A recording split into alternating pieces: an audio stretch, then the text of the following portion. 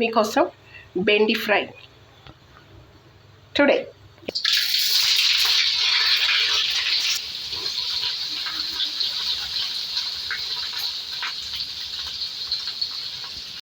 ఒకలాగా బ్రౌన్ కలర్లో రానివ్వండి, ఎక్కువగా మార్చేదొద్దు. కొద్దిగా బ్రౌన్ కలర్లోకి వచ్చిన తర్వాత మళ్ళీ బెండి వేసుకుంటాం మనం. బెండకాయలు అన్నీ వేసిన తర్వాత కొద్దిగా మీరు జింజర్ గార్లిక్ పేస్ట్ వేస్తే మంచిదన్నమాట. Yeah, it's good. Then you keep frying in the oil. Yeah. Pop also getting ready. And pop sambar, bendi fry, all. Yeah. Yeah. Fry it nicely. You can have it little more roasted also. Or if you stop it here also, very nice it will be.